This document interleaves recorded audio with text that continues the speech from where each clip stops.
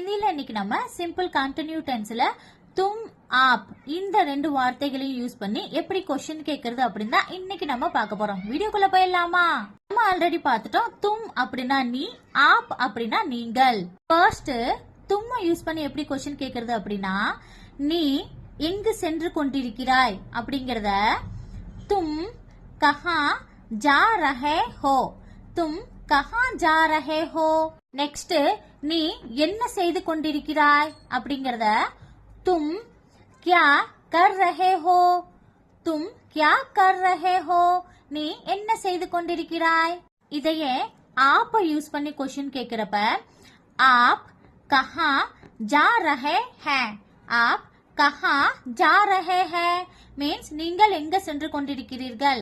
आप कहाँ जा रहे हैं, आप कहाँ जा रहे हैं மீன்ஸ் நீங்கள் எங்கு சென்று கொண்டிருக்கிறீர்கள். நெக்ஸ்ட் நீங்கள் என்ன செய்து கொண்டிருக்கிறீர்கள். आप क्या कर रहे हैं, आप क्या कर रहे हैं.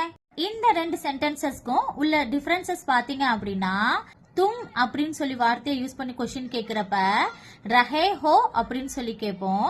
ஆப் அப்படிங்கிற வார்த்தையை யூஸ் பண்ணி क्वेश्चन கேக்குறப்ப ரஹே ஹே அப்படின்னு சொல்லிட்டு முடிப்போம். இப்ப உங்ககிட்ட ஒரு क्वेश्चन, நீங்கள் என்ன படித்துக் கொண்டிருக்கிறீர்கள் அப்படிங்கறத ஹிந்தில எப்படி கேட்போம் அப்படின்னு மறந்துடாம கமெண்ட் பாக்ஸ்ல கமெண்ட் பண்ணிட்டு போங்க. வீடியோ யூஸ்ஃபுல்லா இருந்துச்சுன்னா மறந்துடாம உங்க பேஜை ஃபாலோ பண்ணிக்கிட்டு ஷேர் பண்ணிருங்க. ஒன் மோர் திங், படிக்கிறதுக்கு ஹிந்தில படு அப்படின்னு சொல்லுவோம். பாய்.